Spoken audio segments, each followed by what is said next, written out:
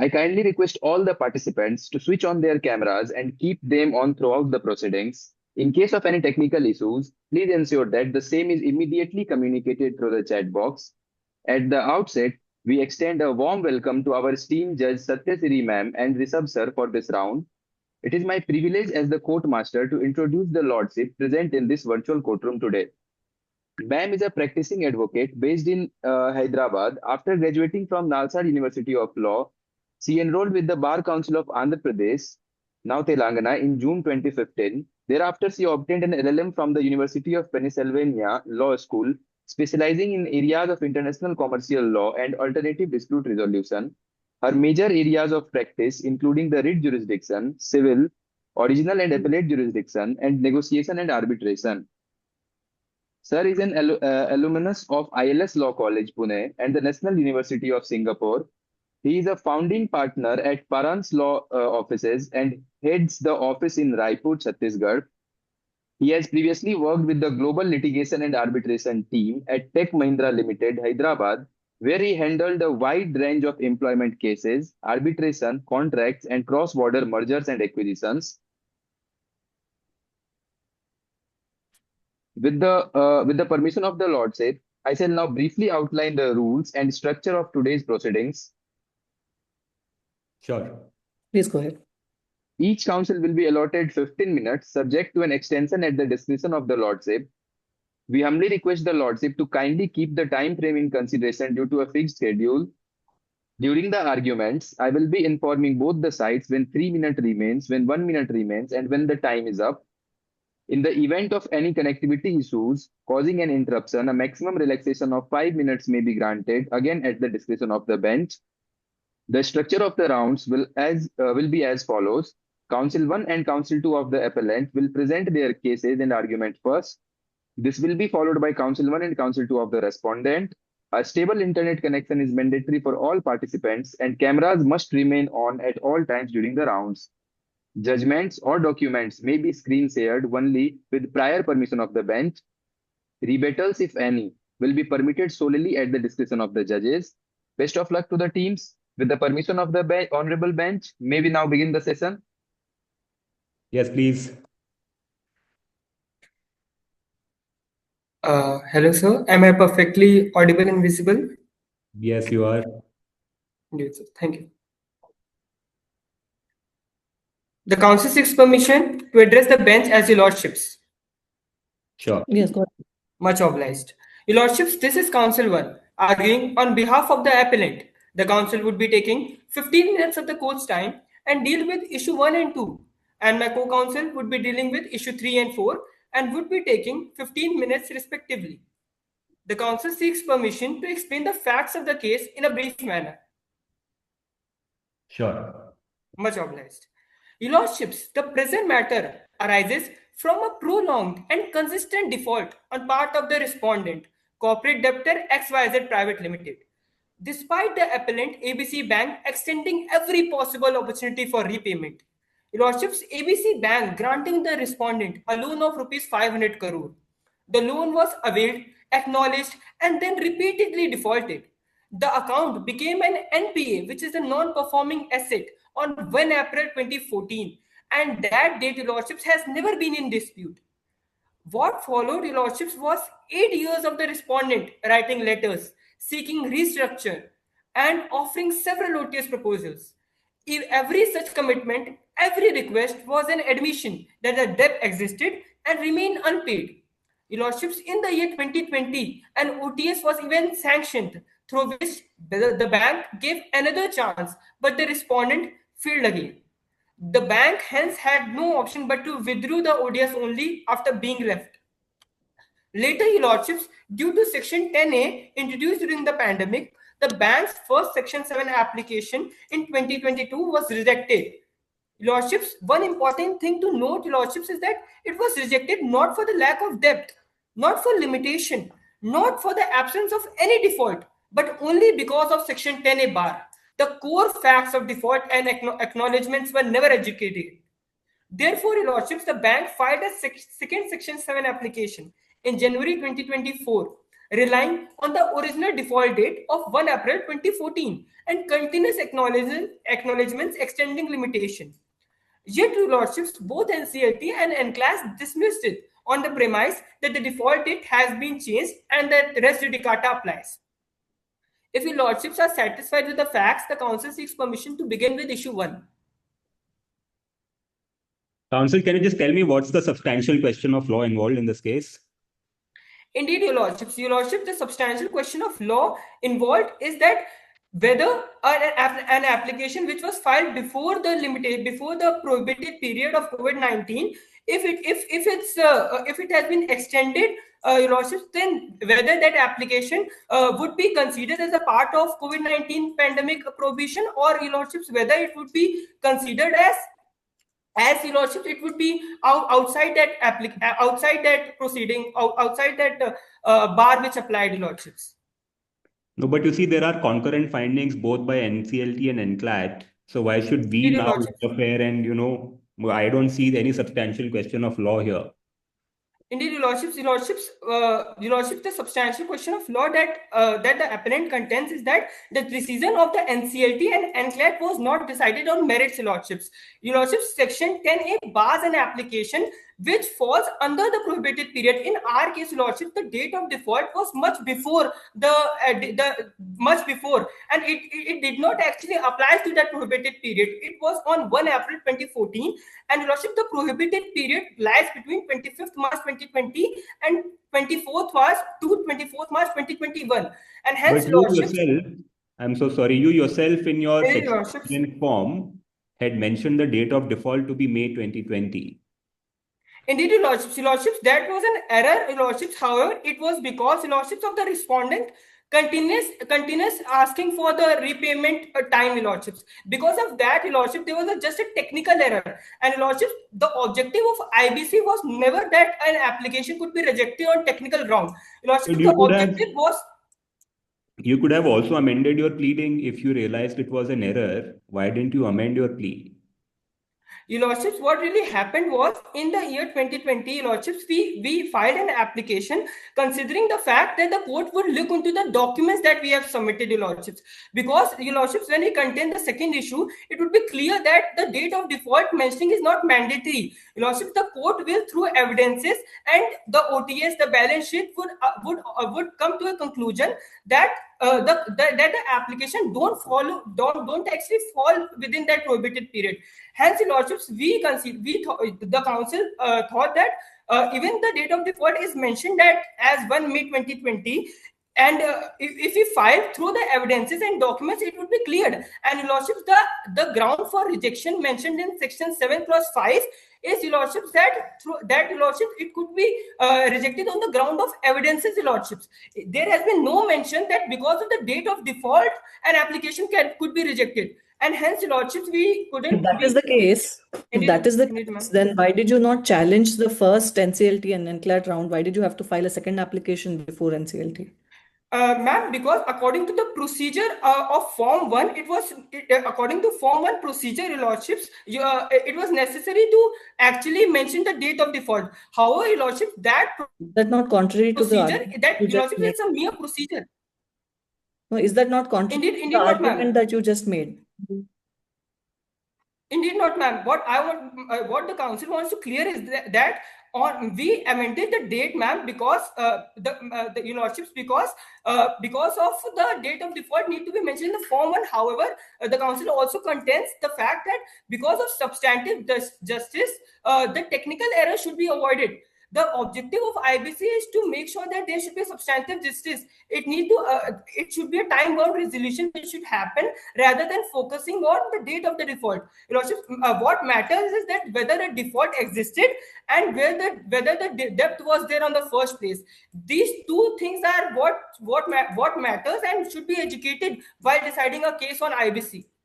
Is what the council contends, Your Lordships. Council, can you read the proviso to section 7(5)? Indeed, Your Lordships. The proviso says that before rejecting your application under section 7, the adjudicating authority will give you a notice to rectify your mistake. So if you admit that it was a mistake that you mentioned the date of default as May 2020, why didn't you rectify it when the 7-day notice was given to you? Your lordships, the council will state that, your lordships, because it was not a ground for rejection. If you see, your lordships, the ground of rejections are clearly mentioned, your lordships, that your lordships, whether a default existed, if the default is not there, or there is any disciplinary proceedings against the interim resolution professional, only in that case, your lordships, the ground, it is a ground for rejection. Your lordships, the grounds No, are it clearly also says mentioned. if the application is incomplete. Indeed, Your Lordship, but Yeah. what matters, Your Lordship, in the application is that the evidences are there or not. The evidences mentioned, Lordships, that actually an application is complete or not. Your Lordship, for that I can rely on a case as well. Your Lordship, in which then application was actually an application was actually admitted. However, though there was no date of default, Your Lordship, the case is Geocon Infra Private Limited versus Bridge Gopal Construction Company Private Limited. Your Lordships, if for my Lordships kind perusal, the council seeks permission for a researcher to present the compendium. So have you mentioned it in your memo? Yes, sir, it would be mentioned, Your Lordships. In this case, Your Lordships, it was held that the NCLT admitted a Section 7 application without any explicit default date, holding that where the records clearly demonstrate default, the petition is complete. No, And where hence, have Your you Lordships, mentioned it in your memorial? Your Lordships, I need to, Your Lordships, if Your Lordships want, we can present it through the compendium. It would be easy because that particular part is highlighted in the compendium. Not required. You can proceed with your argument. Indeed, Your Lordships. Your Lordships, so issue 1 pertains to whether a Section 7 application is barred by law. To prove my argument, Your Lordship, the council has two submissions, mainly that the second application is maintainable when the earlier application was dismissed on a statutory bar and not on merits. And B, Your Lordship, that continued acknowledgement of liability keeps the debt alive, making the second filing legally valid. Your Lordships, IBC does not bar the filing of a second Section 7 application, Your Lordships. Section 7 clause 1 clearly states a financial creditor may file an application when a default has occurred. The code does not restrict how many times such an application may be filed. What matters, Your Lordships, is the existence of the default, nothing more. If I submit, Your Lordships, the first application was filed in 2020 was rejected only because Section 10A barred default occurring during the COVID-19 suspension period, Your Lordships. But, Your Lordships, Section 10A did not extinguish the creditor's substantive right or permanently bar filing, Your Lordships. This has been explained through the explanation mentioned in Section 10A that before the period before the period of COVID-19 pandemic, if any default has occurred, then that application can be filed. And this is what actually happened in our case as well, Your Lordships. Your Lordships, in our case, the date of the default was much prior. It was the date of NPA, non-performing assets, which was 1 April 2014. And hence, Your Lordships, Your Lordships, that date does not actually comes under that bar of Section 10A. No, Your but Lordships, you see, if your NPA date is the cause of action, that's the date of default, 2014, Your according to Lordships, you. And when you file your second Section 7 in 2024, aren't you barred by Your limitation? Lordships, Indeed, Your Lordships, under Article 137 of the Limitation Act, there is a period of 3 years that the council accepts. However, Your Lordships, when you actually go to the proposition, Your Lordship, there has been clear acknowledgement of the debt by the corporate debtor, which has extended this limitation period. Your Lordships, the first NPA was 1 April 2014. Your Lordship, then, Your Lordship, there has been continuous acknowledgement in the year 2017. There has been a OTS letter asking for restructuring. After that, Your Lordship, since from 2017 to 2024, 2022, there has been continuous acknowledgement of debt. What was the last acknowledgement? Your Lordship, the last acknowledgement was 1 January 2022, and Your Lordship, the second application has been filed on 1 April 2024. Your Lordship, shouldn't 1st January 2022 should be your date of default? Indeed, not, Your Lordship. Your Lordship, the date of default should be the date of NPA, Lordships. And Lordships, it has been clearly mentioned, Lordships, in the case of Babulal Gurjar, Lordships, if the council could state that case. Please, yes. Indeed, Your Lordships. Your Lordships, in the case of Babulal Vardharji Gurjar versus Veer Gurjar Aluminum Industries, the Supreme Court held that the NPA date ordinarily constitute the date of default. Here, Your Lordships, the NPA classification on 1 April 2014 independently established its default, Your Lordships. Hence, the application could not have been rejected merely on technical pleadings omission, Your Lordships. If Your Lordships are satisfied, the council seeks permission to proceed further. Yes. Your Lordships, while it is true that the COVID-19 period, Your Lordships, bans the application under Section 10A, however, it has to be noted in mind that the date of NPA was much prior, and hence, Your Lordships, it won't be barred. Your Lordships, now, Your Lordships, coming on to the point of res judicata, Your Lordships, the decision was not at all decided on merits. Your Lordships, the decision is on merits when the court goes through the evidences, and Your Lordships, here both the parties and Your Lordships examine the substance of the case. That is really important, Your Lordships. In our case, Your Lordships, the council humbly submits that our application was rejected because of Section 10A bar. The court did not decide that our matter on merits, and hence, Your Lordships, the council will like to rely on the case of Axis Bank versus Asset Restriction Company Limited, where the Honorable NCLAT held that res judicata does not apply because the earlier application was never heard or decided on merits. They were only closed due to the dismissal of the main appeal. Since, Your Lordships, there was no actual adjudication, the issue can be reopened and heard afresh, Your Lordships. What were the facts of that case, the Axis Bank case that you just cited? Indeed, Your Lordships, actually the Asset Restriction Bank the Axis Bank offered a loan to the Asset Restriction Bank of about 400 crores, and hence, Your Lordships, the Asset Restriction Bank actually defaulted. However, Your Lordships, the decision was not decided on merits, Your Lordships, and hence, Your Lordships, the matter was when matter went to the appeal to the Supreme Court, the court actually held, Your Lordships, that Your Lordships, the main contention raised by the appellant was that Your Lordships, in the first matter which was sent, in that case, the issues which are framed in the second application were not decided on the first application, which is in our case, Lordships. In our case also, neither the court have actually mentioned the date of the default in the first application adjudication, nor they have mentioned about that whether the debt exists, Your Lordships. Your Lordships, in our case also, the first application was rejected without giving us the answer to these issues, Your Lordships, and hence, Your Lordships, the second application could be filed, Your Lordships. If I may highlight the exact para of this case, Your Lordships, not required. You just have a minute left. So, Your Lordships, the council will just summarize the second issue if Your Lordships permit. Please, Your Lordship, the second issue mentions that whether or not mention of date of default is mandatory in application of the IBC. Lordship, to prove my argument, the council mostly has three submissions. Lordship, Section 7 does not mandate mentioning a specific date of default.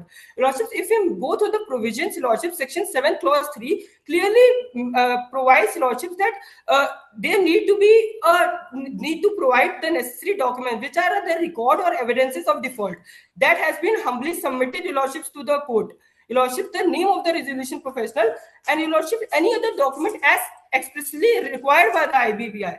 Your Lordship, hence, Your Lordship, all the necessary documents are already given to the, are already submitted hereby to the court. Secondly, Your Lordship, isn't that a part of the form that you are required to fill up?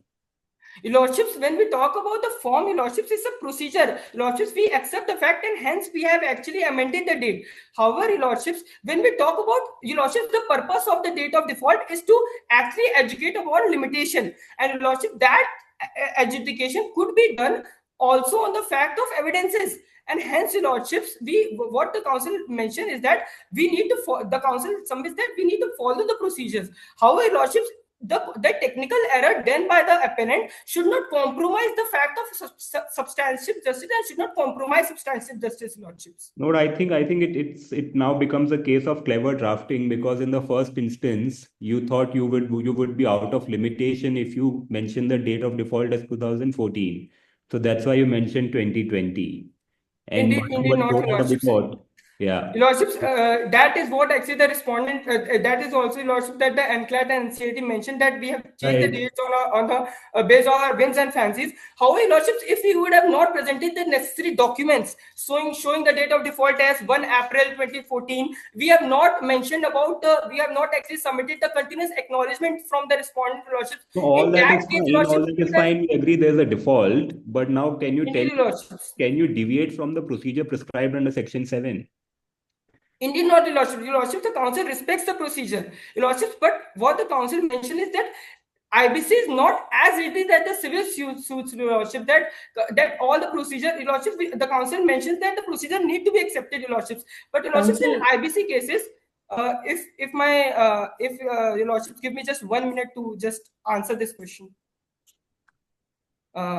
Your Lordships, in this case, Your Lordships, what the council was stating is IBC is not similar to civil suits, Your Lordships, and hence, even if, Your Lordships, a procedure error or technical error is compromised, Your Lordships, the fact that there is a default and, Your Lordship, that debt exists cannot be, Your Lordships, cannot be ignored. Your Lordships, ABC Bank is a public sector bank, Your Lordships. It is very important, Lordship, for our economy, for our people, Lordship, that this amount, that this amount is the hard-earned money of millions of people, Lordship, and hence, Lordship, we are here to contend the matter. Council, your argument seems to be majorly on the ground that the requirement of mentioning the date of default is not a clear mandatory requirement, but the tribunal should have looked into the materials and documents filed by you along with your Section 7 application, right? Indeed, Your Lordships. Right. So in that case, let's assume that in your first round of litigation, the NCLT and the NCLAT did not look into those documents, that it actually became NPA in 2014. Instead of challenging that order on the ground that you're arguing now, filing a second application on the same set of facts, are you not Indeed, Your Lordship. are you not barred from doing that? Your Lordships, to answer that question, Your Lordships, in the present second application, there is a fresh cause of action which has arisen. Your What is Lordships, the fresh when we cause of talk, action? Your Lordships, in the first application, the court did not look into the fact of debt and the default existed. Your Lordships, which How were does it very create a fresh important. cause of action? Pardon, ma'am? How does it create a fresh cause of action? Your Lordships, when we talk, Your Lordships, because there has been continuous acknowledgement, the court have not mentioned the reason that why the application was actually rejected on the first instance, and Well, hence, how Your is that Lordships, a fresh cause of action is what my co-judge is asking. Can you tell me what a cause of action is?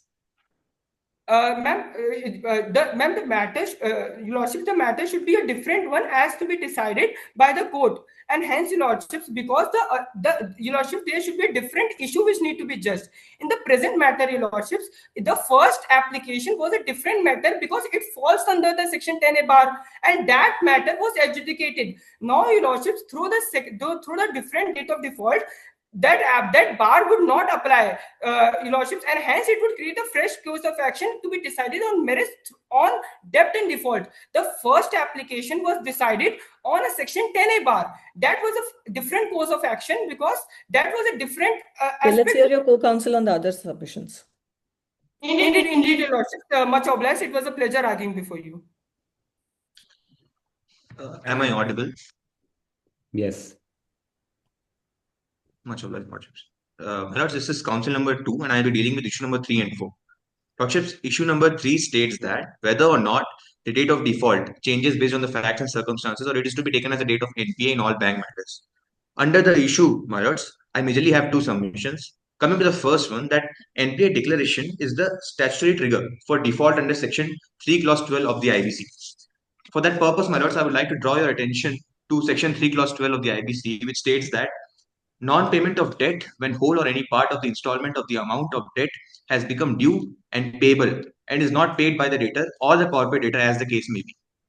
Now, my lords, in the banking sector, the first legal recognition of persistent non-payment is the classification of the account as NP under mandatory RBI prudential norms. These norms, my lords, are not discretionary. They are statutory directions issued under the Banking Regulations Act.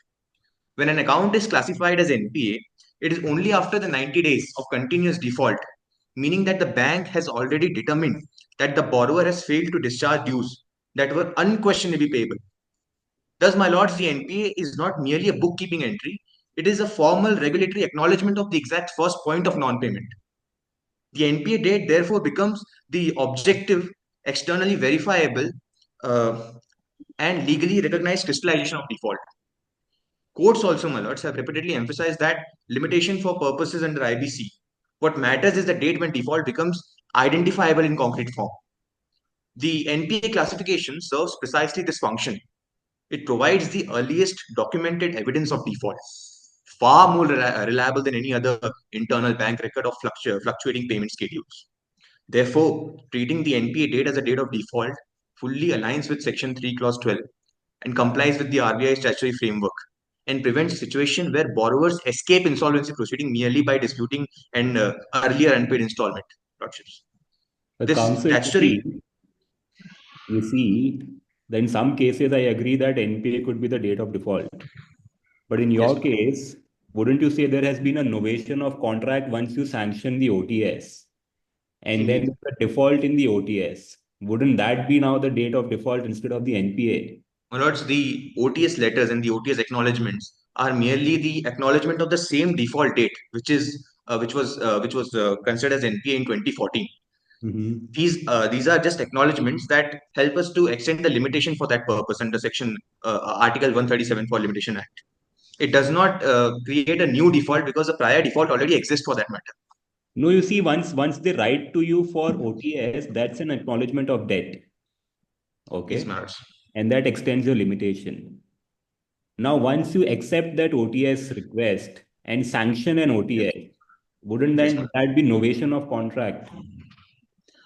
my lords. It is not a novation because the default date, which was a prior default date, is only again carry forward. It does not change the actual default. The actual default would still remain the 2014 date. Mm-hmm. It is a mere acknowledgement that the prior default has not been paid, and this amount also is for that prior default, not a new Mm-hmm. default, my lords.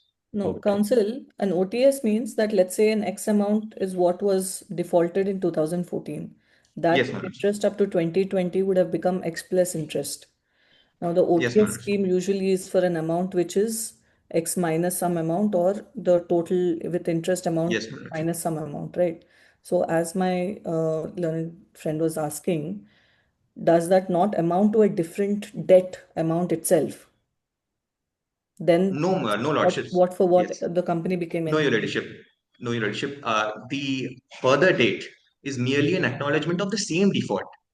The amount that was being No, settled as it's not OTS, about a or further the date. amount. It's about Yes, acceptance of yes. your OTS proposal. Yes, my lords. The OTS was also accepted, my lords. And these, like, uh, the initial default is what the one has. The initial default will not change, my lords. There is no invention of a new default date or a new default, or the loan credentials for that is same to the existing loan, which was not paid by the data Are in you this case. saying that the amount accepted in the amount directed to be paid as per the OTS scheme is the same as the original default amount? My lords, the amount may differ, but the cause of action for that purpose of what the loan credentials are will remain the same. No, tell me in Thus, your my, Section 7 form, what is the amount in default? Is it the amount which was defaulted in 2014 or it is the amount which was defaulted in 2020 after the OTS scheme was sanctioned? lordships, The amount of default. indeed, I cannot say that the amount would be exactly same. The loan amount which was sanctioned was 500 crores, and the facts are silent No, whether no. interest is being further In added your or in not. your present Section 7 application, what is the amount that you have mentioned? In present application, my lords, the default amount which was not paid in 2014 is what we are contending right now. Okay. This statutory interpretation of 3 clause 12 and the prudential norms of RBI, my lords, is further forfeited by this authoritative pronouncements of Honorable Supreme Court judgment in Babulal Vardharaj Gurjar versus Veer Gurjar Aluminium. It's a 2020 judgment, my lords, where the court unequivocally held that the date of NPA is a valid and acceptable date of default. The court recognized that NPA classification is prima facie evidence for the first occurrence of default, because it reflects the bank's formal recognition under the RBI norms of the continuous non-payment beyond a statutory 90-day window. Thus, the statutory scheme under Section 3, Clause 12 of the IBC, when read harmoniously with RBI's regulatory framework, receives direct judicial affirmation through this ruling. Lordship, the Supreme Court has clarified that NPA date is not mere an internal notion, but a legally cognizable crystallization of default, which triggers the computation of limitation. Which brings me to my second submission under the same issue, Lordship, that the doctrine of certainty is foundational. Business lenders and tribunals all depend on clear, documented, and consistent benchmark for determining rights and liabilities. Limitation being a substantive bar is particularly sensitive to this requirement. It cannot hinge on subjective narratives or shifting interpretations. And in banking sector, the only clear objective and statutory regulated date that reflects the first real occurrence of default is the date on which the account becomes an NPA. It is not speculative. It is based on RBI's norms and become a formal entry only after 90 days of uninterrupted non-payment. Therefore, if commercial certainty is to be preserved, the NPA date must be treated as the fixed point from which the limitation runs. This approach, my lords, also aligns squarely with the core purpose of IBC, which is to prevent misuse of insolvency process proceedings as a recovery tool. My lords, if borrowers were allowed to argue shifting dates of default, or if creditors were expected to constantly reassess default points based on the latter disputes, my lords, the entire IBC structure would collapse into unpredictability. My lords, bank would be forced to endless filings. Daters would exploit technical ambiguities like this. Tribunals would see a flood of inconsistent narratives. A fixed default date rooted in NPA classification eliminates these kind of risks and ensures predictability, which is indispensable for IBC laws to function efficiently, my lords. The facts of this present case illustrates this principle even more strongly. The financial creditor, in this case, originally filed a Section 7 application by us, mentioning the date as 1st May 2020, a date that subsequently fell within the ambit of Section 10A IBC bar, introduced during the COVID-19 period. However, once Section 10A was invoked, the creditor did not invent a new date, which is the original submission, my lord, that there was no new date invented. Instead, it reverted to the true legally recognized default date, that is 1st April 2014, which is the NPA date. This demonstrates that original. I'm so sorry. How do you explain, filing approaching NCLT for the first time in 2022, despite the admitted fact that the NPA was in 2014? Now, I agree your legal point that, limitation is extended because of acknowledgement of debt. Yes, my But, lords. but don't you think it's a misuse of process that you sit over your rights for 8 years and the interest keeps accruing on the 500 crore? And today you come to court and you say that, you liquidate the company. Your conduct does not seem to be bona fide. My lords, if the procedural thing has to be overlooked for a once, the substance need to be protected through it. We agree for a fact that the application which was filed, uh, the application which was filed in 2022 was a error conducted, advertent error by us. But because an error in the date cannot override a substantive purpose of IBC code, which is resolution, my lords. We are a public sector bank. The money that is rotating in our bank is not of some certain individuals. It is the money of the public. And therefore, through this resolution, which is instituted under Section 7 of IBC, we want the money which belongs to the institution should be settled. For that matter, my lords, if my lords are satisfied with the submission, I'd like to move forward with issue number 4. Yes, please. Issue 4 states, my lords, whether or not the case can be admitted if the default has occurred and application is well within the limitation, despite an error in the date of default. Under this issue, my lords, the council broadly have two submissions. Firstly, that the procedural error, such as an incorrect date or default, cannot defeat a substantive right. And secondly, an error in the date of default is curable defect under the IBC framework. My lords, at the heart of this matter lies a fundamental principle repeatedly emphasized by Supreme Court No, I that agree. I insolvency. agree it's a curable defect. But that's what, we have been asking. Why didn't you cure it? Instead of curing it, you come up with a new application altogether. Yes, my lords, because the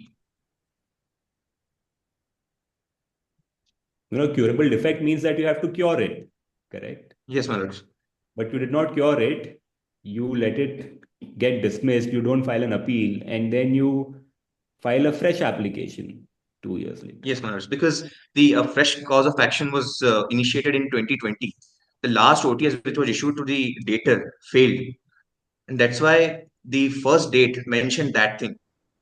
If No, we no, are no. reverting back, I agree that you first you file an application in 2022 and you say there was a mistake in mentioning the date of default, which was a curable defect. So you could have cured that defect in the first application itself. Manoj, but the application as a whole by Honorable NCLT was declared on technical, was rejected in technical grounds. So then you can't That's why argue we. curable That's why. defect, right? Sorry, Manoj. You can't argue curable defect because if you say it was a curable defect, then that means that you should have exercised your right to cure the defect. You did not do it, Yes, Manoj. right? To that, my lords, the submission would be that we were not even given the chance to present our case before NCLT. It was Mhm. simply because it has a bar under 10A. The application was rejected both by the NCLT and the Are you NCLAT saying you were for not that even matter. heard? My lords, arguments were not done in merit. For the substance for which the IBC is instituted, that substance, that soul of the legislation was not given a chance to What be prevented represented you from before this making court. these submissions before the NCLT and NCLAT in the earlier round? Sorry, my lords. What prevented you? It's the same question we're repeatedly asking in different form, probably. What prevented you from arguing these points that you're arguing now before the NCLT and NCLAT in the earlier round? Because, my lords, in 2020, a amendment was made under section 10, which is 10A, that said that any default in the COVID-19 period would not be No, maintainable so under section 7. I understand, but the question is your arguments on both the arguments that it's a curable defect and the fact that even though in the form I may have written whatever date, but the NCLT and NCLAT should have looked into the documents and other merits of the matter. What Yes, prevented ma'am. you from arguing these aspects before the But NCLT or NCLAT in the that earlier is round? what these records and these other substances were not we were not given the chance to actually present the actual case before the NCLT. Merely on the date the application On was what basis are you rejected. saying that you were not given an opportunity? Manoj, the proposition states that the application which was firstly filed in 2022, it was rejected merely that because the date fall under this Correct. COVID-19 Correct. So protection. that is the The decision. That is the Yes, decision. Manoj. To say that you were not given an opportunity to present your arguments before the forums. Because that is what Manoj. Because simply on a technical ground, this has been denied. We are not given a chance to present the blank records or any argument on merit for that purpose. But counsel, you see, if the law provides for a particular procedure, then it has to be done in that procedure. Do we have the power today to say that okay, you deviate from the procedure, we'll allow it? Could the NCLT Ma- or the NCLAT in the first round done that? Yes, my lords. To that, there was a judgment, my lords, where it stated that clerical or procedural defects, including mismatch in the date of default, are curable and cannot form a basis for dismissal under Section 7 application. But in In that that case, case, my you should lords, have challenged that first order, correct? yes, my lords. Who just asked that, why didn't you challenge that first order itself? Because, my lords, we recognize the mistake that that date was incorrectly framed by us. And that is why we came fresh with a new application with a fresh date, which would be the date of NPA. That's an improvisation in your case then. Sorry, my lords. That's an improvisation in the second round, correct? Yes, my lords. And there is no new cause of action or no new circumstances which made you improve your case. The only thing is the first got dismissed, so you became wiser and you came up My with a lords, suitable method. the fresh cause of action is the OTS, which failed in 2020, my lords. No, but after that, you filed your first application in 2022. After that, Yes, there has not been any fresh cause of action. but that fresh cause of action date back to this NPA date, my lords. This is not a new default. It was a continuance of an existing default, which date back to 2014. All right. Do you have any other more submissions? No, my lords, this was a submission for both the issues. I would seek permission to move forward with the prayer. You said you have one judgment that you have read. What's that judgment? Indeed, my lords. It is the SS Polymers versus Canodia Technoplast Limited, my lords. And It's what was a the NCLAT judgment from 2023. It said Hmm. that appellate tribunal held that clerical or procedural defects, including mismatch in the date of default, are curable and cannot form basis for dismissal under Section 7. And what were the facts of that case? My lords, the facts included that uh, curable. It mainly dealt about that substances IBC's resolutional and technical lapses should not conclude No, that that's matter. again the proposition that you are telling me. What was the defect in that particular case? Lordships, the defect on the detailed facts, I'm not sure, Okay. but if that's what We on can move to the uh, prayer if my learned friend Yes, don't have any yes, questions. yes. Wherefore, in the light of facts stated, issue raised, arguments advanced, authorities cited, may this Honorable Supreme Court of Indigo be pleased to set aside the orders of NCLT and NCLAT dismissing the Section 7 application, hold that Section 7 application is maintainable as earlier dismissal was not on merits, declare that mentioning the exact date of default is not mandatory, and that errors therein are curable when debt and default are established, direct the admissions of appellate Section 7 application as default has occurred and the petition is within limitation despite any clerical discrepancy in the date, and or pass any other order that it may deem fit in the interest of justice, equity, and good conscience. All of which is most humbly and respectfully submitted. Counsel, what's your second prayer? The second prayer is that Section 7 application is maintainable as the earlier dismissal was not on merits. No, you read the entire prayer. Set aside the orders of NCLT and NCLAT dismissing appellant Section 7 application, declare that Section 7 application is maintainable at Declaratory earlier relief, dismissal. right? Yeah, the prayer is a declaratory relief. You're seeking a Yes, my lords. declaration, right? Also, my lords, we are seeking that the NCLAT and NCLT's order should be set aside. Okay. And can you tell me under what provision of law, under which act can a court grant declaratory relief? My lords, the exact provision, the council is not sure. Please ignorance Okay, on that. no problem. Right, we can start with the respondents. Good evening to the bench. May it please this honorable bench, the council seeks permission to address the bench as your leadership and your lordship. May Go it ahead. please this honorable bench. The respondent places one significant foundational principle before this honorable bench. When a party makes a conscious choice of facts, it is bound by the legal consequences. Your lordships, the appellant stands before this court, defeated not by the respondent, but by the immovable record of its own making. This appeal admits only one conclusion: unequivocal dismissal. Now, having failed on its original factual foundation, the appellant seeks to disown it entirely and replace it with a more convenient date to manufacture jurisdiction. Respectfully, Honorable Bench, the law does not permit a litigant to reinvent the very fact it has previously litigated upon and lost upon. Your Lordships, the respondents appear under Section 62, which confines the scope of review strictly to substantial questions of law.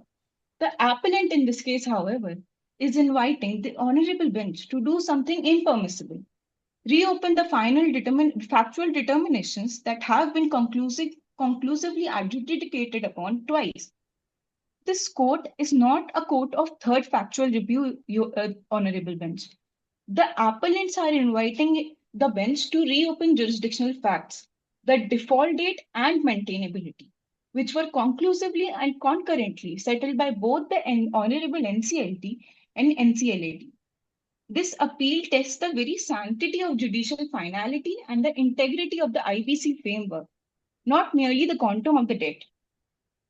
Honorable Bench, the factual foundation alone disposes of this appeal. The respondents availed of credit facilities, repayments were made, but however, financial stress arose. Your Lordships, the appellant's own conduct is crucial herein. The first Section 7 application filed in 2022, wherein the appellant consciously selected 1st May 2020 as the date of default in its first Section 7 application. That date was vigorously argued before the two tribunals, and that date triggered the statutory bar under Section 10A, and that led to its concurrent dismissal. The appellant never challenged the factual findings on the default date. The Section 7 application. Counsel, you said that an appeal under 62 is restricted to substantial questions of law.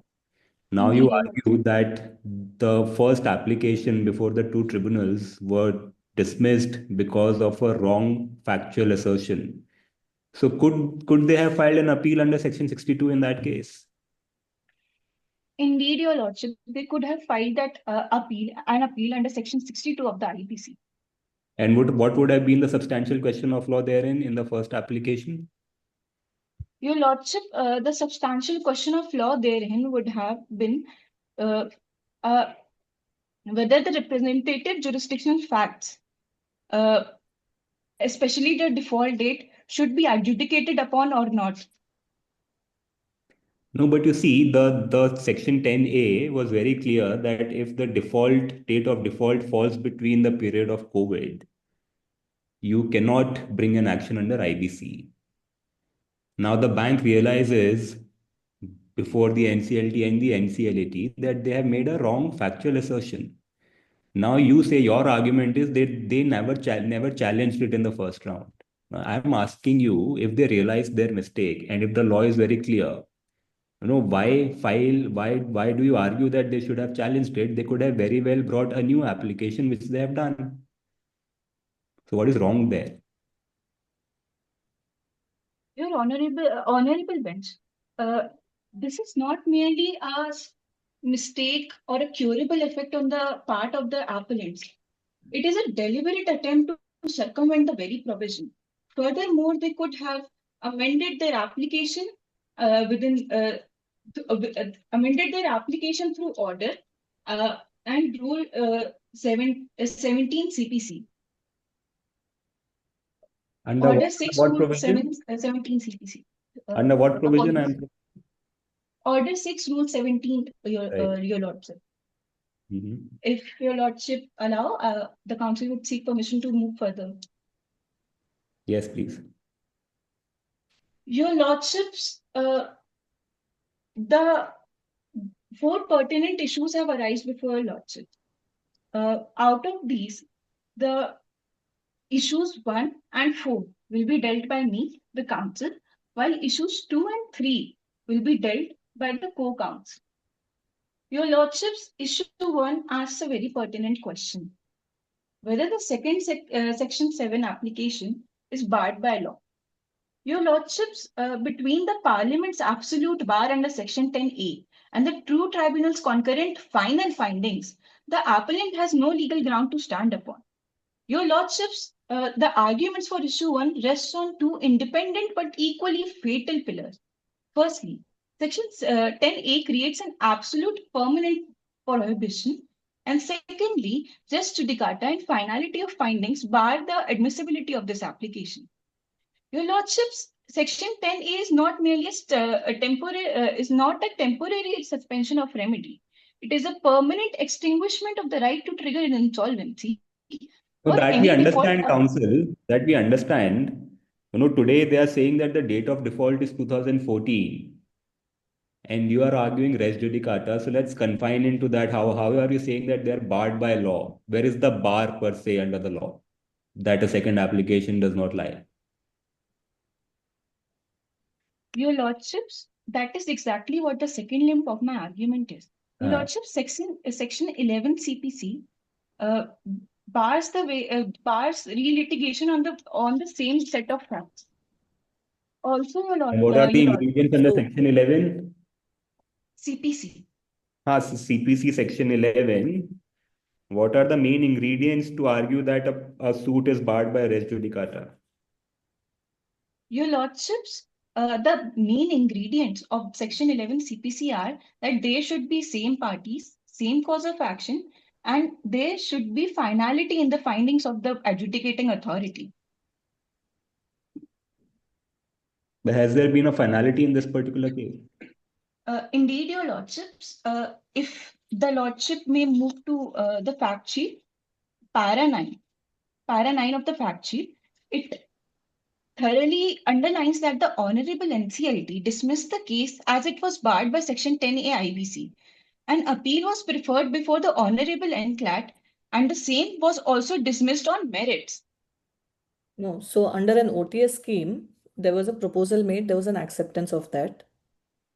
But there was subsequently on 1/5/2020 a letter issued that since there's a failure on your part to honor the OTS agreement, now it is terminated. Does that extinguish the entire debt for you to say that there is a res judicata?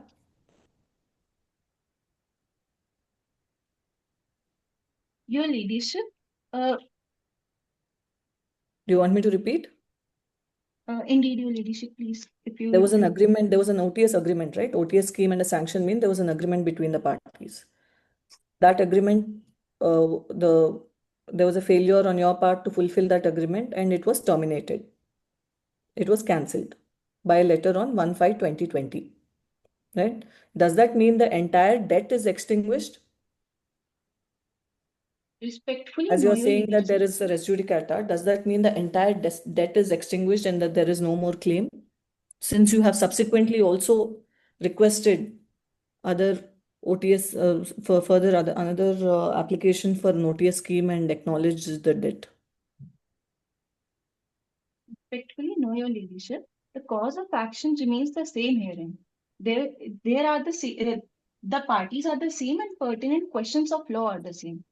The date of So the first default. cause of action was that there was an OTS scheme and which was failed. That was the cause of action. The failure to pay the amount mentioned in the OTS is the cause of action that would have been mentioned in the first application.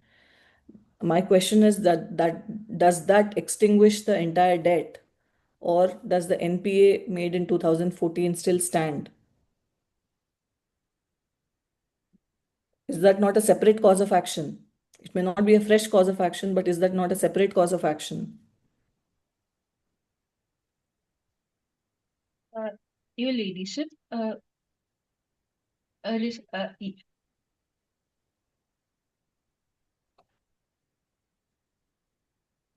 Your Ladyship, the cause of action was extinguished due to the 10A bar provided by the IBC code, and the same had been adjudicated upon in the first application before NCLT and NCLAT.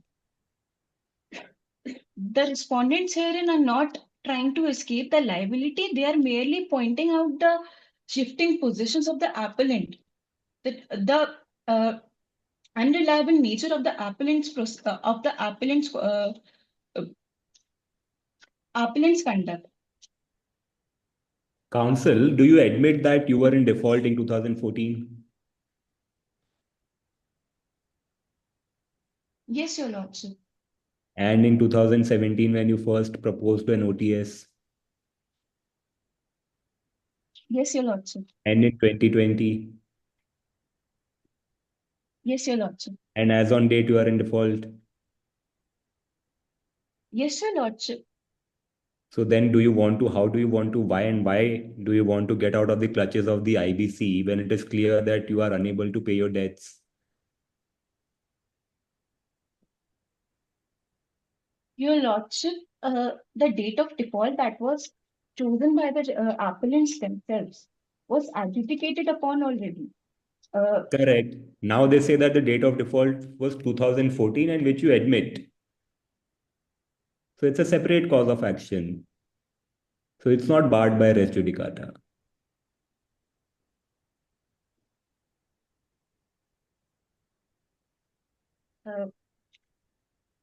Respectfully, no, Your Lordship.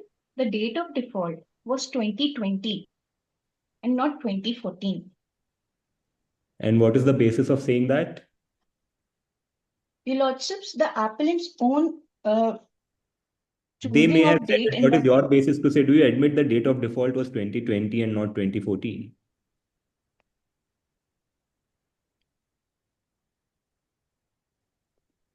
Are you saying that the date of default mentioned by the appellant in the first round of litigation was the correct date of default?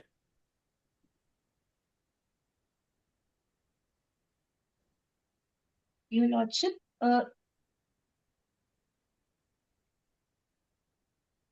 the date of default chosen by the appellants in the first round of proceedings was the correct date of default. However, it was barred by Section 10A. And on what basis do you say that it was the correct date of default? Your Lordship, it was the OTS agreement of But 2020. today, a few minutes ago when I asked you that do you admit that you were in default in 2014, you said yes. So how 2014 is not the date of default and how is 2020 the date of default?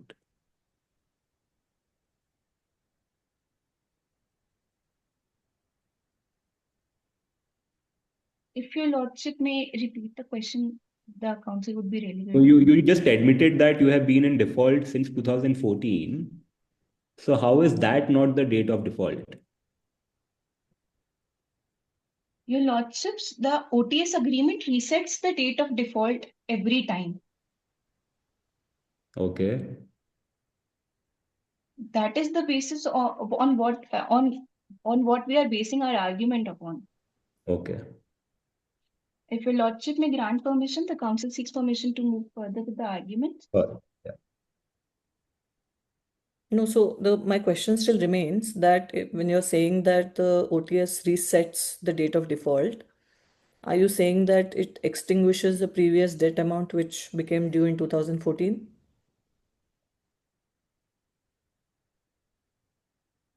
No, Your Ladyship.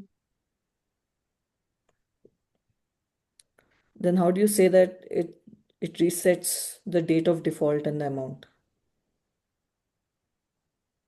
Your Ladyship, every OTS agreement creates a new cause of action.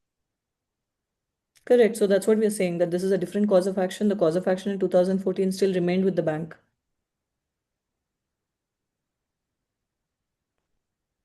Your Ladyship, they did not approach until 2022.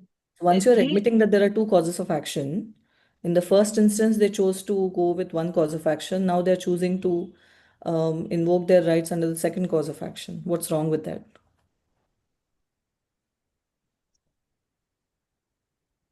Your Ladyship, the appellants themselves did not approach the adjudicating authority until 2022.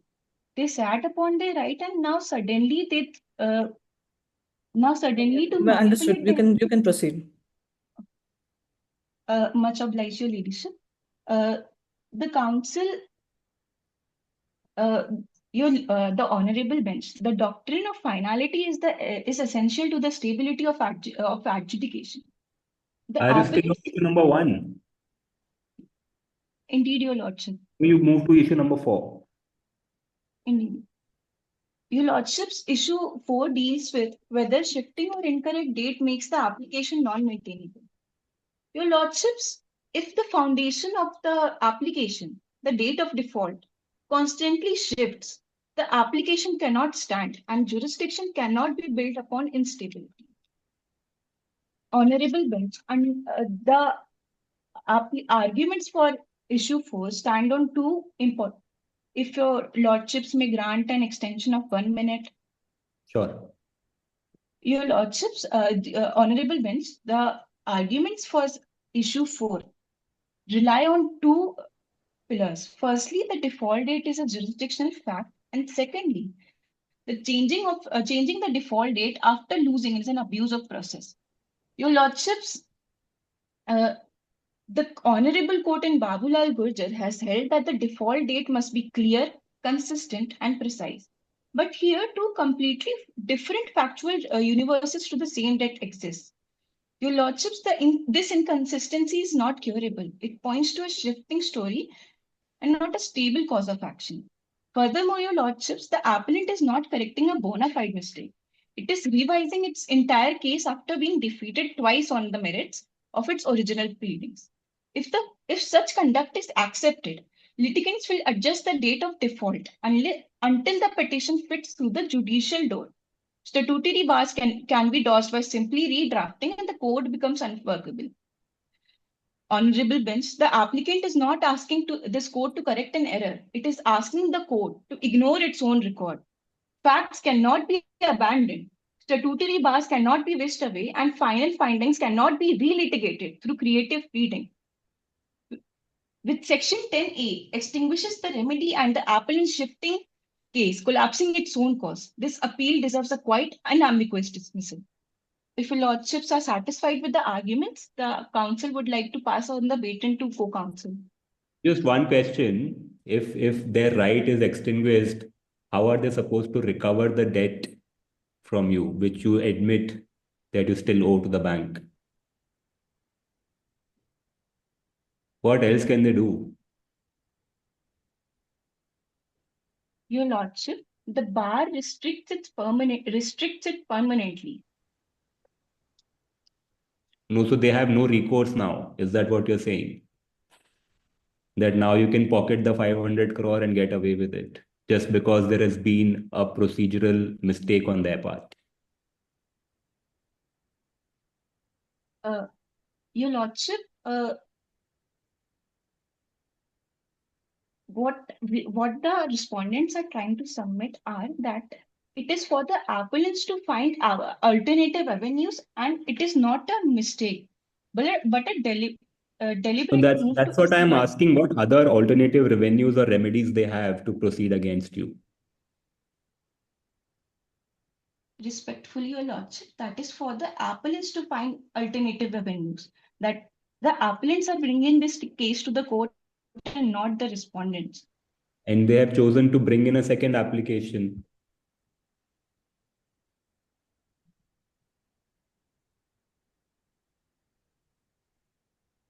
The second application with this very second application is barred, your lordship, and this is not our job or not our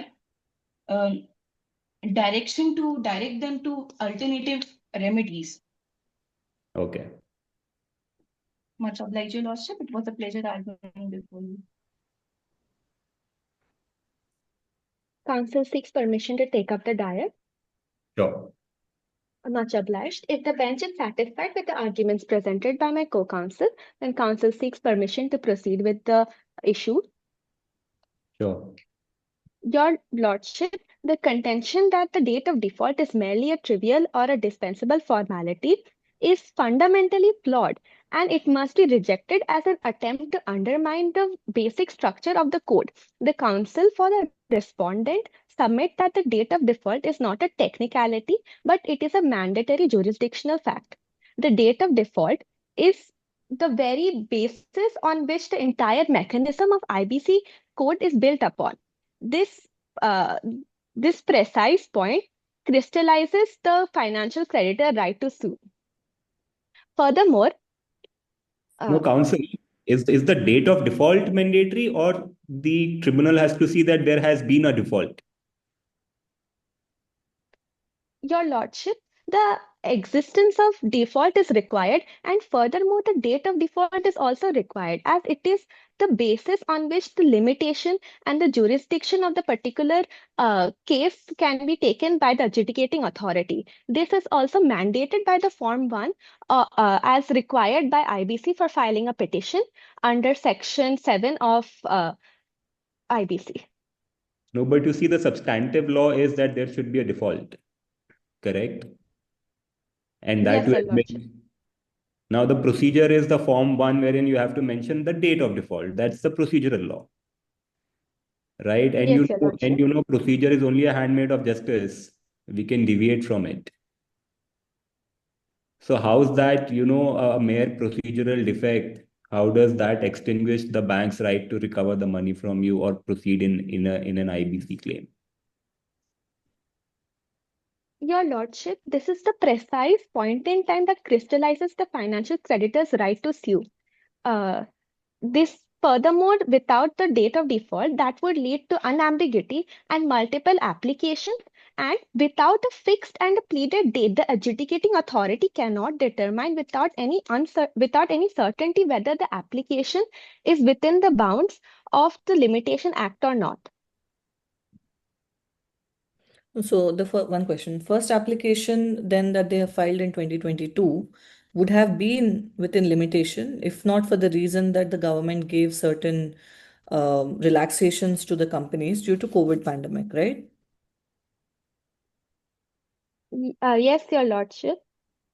So if not for that statutory prohibition or that technical prohibition, their first application would have still been within limitation. Yes, Your Lordship. Then if that is the case and only on that ground they are prohibited, then your further acknowledgements of debt, the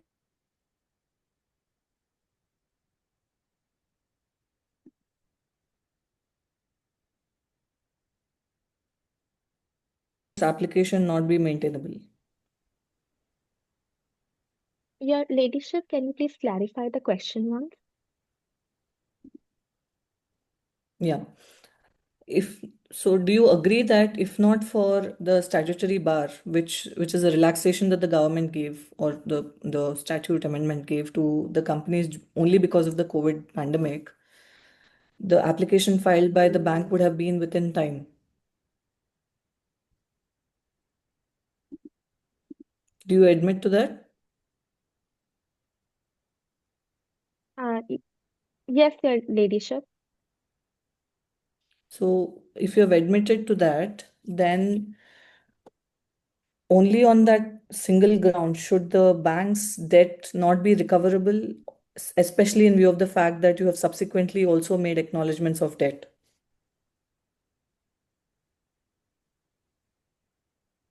Your Ladyship's Section 10A bar is required as it is the legislative intent behind the Section 10A bar which prohibits the initiation of the CIRP under Section 7 for the period of 25th March 2020 and further on. And even if there was even if it is a limitation, it would be barred due to the Section 10A bar. Well, continue. Council, can you tell me what was the purpose behind enacting 10A? Your Lordship, for the purpose of enacting 10A, it was precisely for the reason that due to COVID times, there were hardships fallen upon both the corporate debtors and financial creditors. And due to this reason, the government has decided to initiate a bar which prevents the initiation of any CIRP applications under Section 7. But you don't fall within that period, you see, because you defaulted in 2014.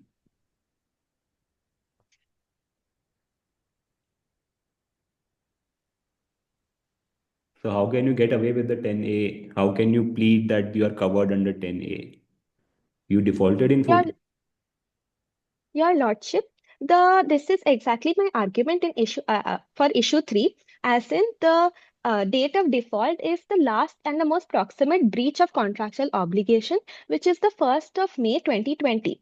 The OTS agreement has created a fresh cause of action, and uh, as per the OTS settlement proposal, which was accepted by the corporate debtor and which was approved by the appellant, this therefore will make the date of default as the date of the contractual breach, which is the OTS proposal date.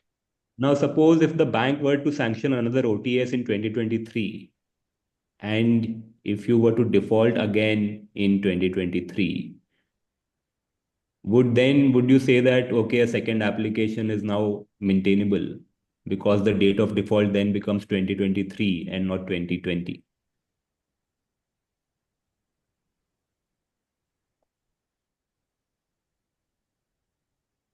Yes, Your Lordship, but that is a hypothesis that cannot be enacted in this present case, and that has not yet happened.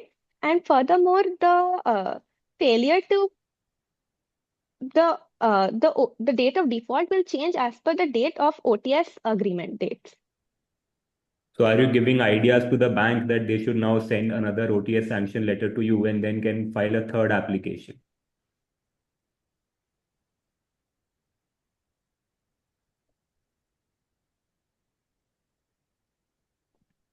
No, no, Your Lordship. Council is just answering your question, the hypothetical question that Your Lordship has posed. Okay. Council seeks permission to proceed with arguments of issue 2. Right, sure. Uh, So you are on issue 3, right? no, Council is currently speaking on issue 2. Okay. The Honorable NCLT has held that the date of default is a substantive requirement, as Honorable Supreme Court has held that the uh, date of default is a substantive requirement, as in the case of Babulal Gurjar, and this must be pleaded with precision. The court, in its wisdom, requires that there be a precision in pleadings, not for the sake of the mere form, but to ensure that there is certainty, fairness, and due process to permit a financial creditor to file an application with vague or shifting dates shall lead to endless litigation. Your Lordship, the necessity of precision is proved by appellant's own conduct in this very case. The appellant has demonstrated an alarming to selectively manipulate the date of default to suit its legal convenience. In the first application, the date of default was 2020, and the second application, the date has shifted back to 1st of April 2014. This is a calculated and a tactical maneuver to evade Section 10A bar. This deliberate inconsistency and lack of good faith in pleading a foundational fact which is fundamental to IBC shows that the litigant is trying to seek refuge in the convenience of changing dates, and this occurred only after the proximate date failed to circumvent a statutory prohibition. The respondent humbly submits that the financial creditor has shifted its stance on the date of default and raises the presumption of malified intent, which renders the application defective and non-maintainable.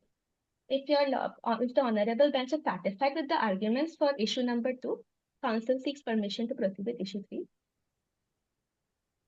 Sure. Your Lordship, this issue is where the appellants is an attempt to rewrite the factual history of the relationship is more evident. As per the appellant's written submission, it appears that the parties have reached a middle ground with respect to issue 3. The appellants have also contended the very contention that the respondents are putting forth.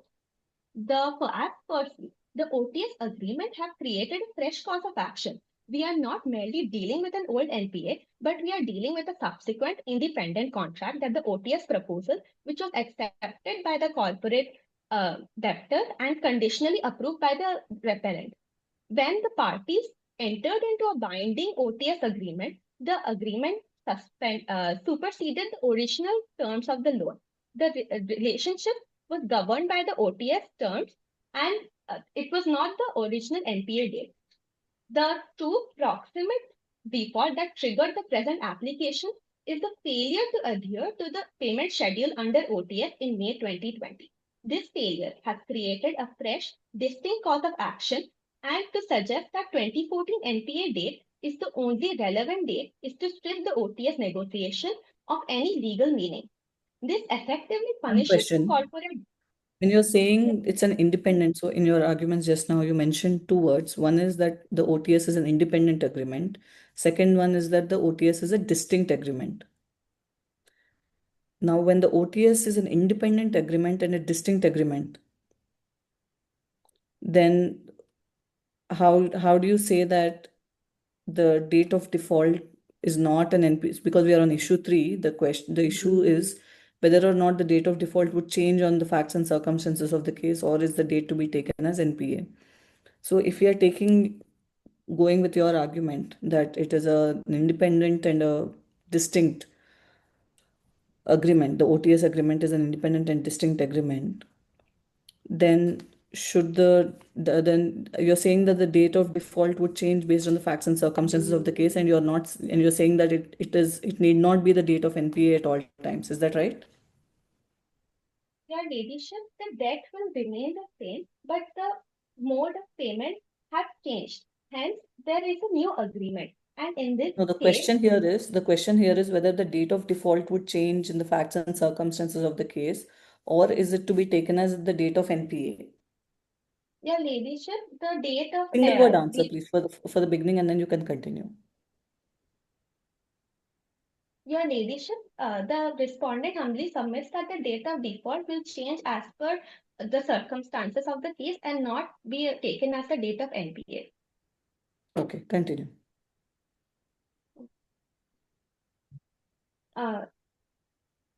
Your lordship, the appellant's sudden reliance on the 2014 date is not a genuine assertion of law, but it is a veil of convenience which is constructed to evade the statutory bar under Section These are on the 10A. facts. Please substantiate your submission that the date of default changes on the facts and circumstances of the case. Your ladyship, as held in the case of Pradeep Madhukar More, in this case, the OTS agreement was the date of default. The case can be showed by my researcher, if you would allow it.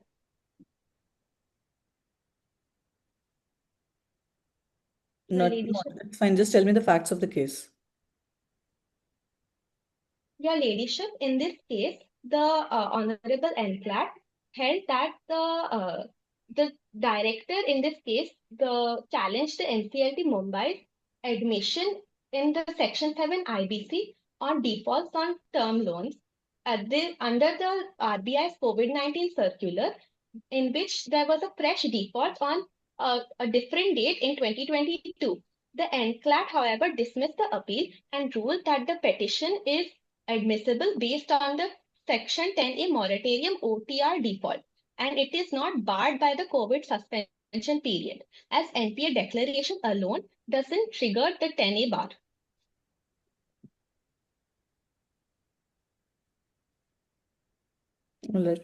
Go ahead.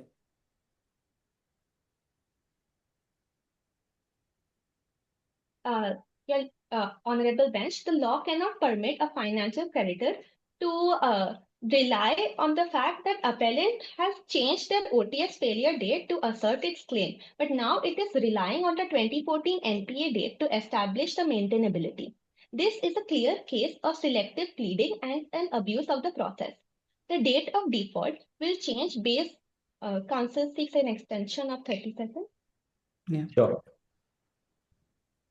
The date of default will change on the basis of facts and circumstances of the case. And in this matter, the facts confirm that the default that the appellant has relied upon is the OTS failure date of 1st of May 2020. If your lordships are satisfied with the arguments, counsel seeks permission to proceed to prayer. I don't have any questions if my friend does not have. You can proceed. Yeah.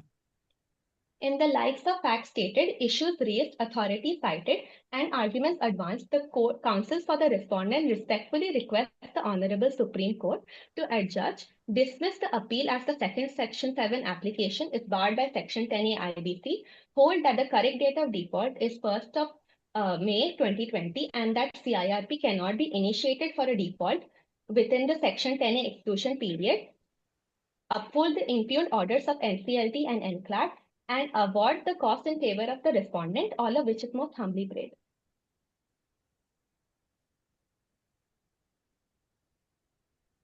Right, thank you. If your lordships permit, the council seeks permission for rebuttal.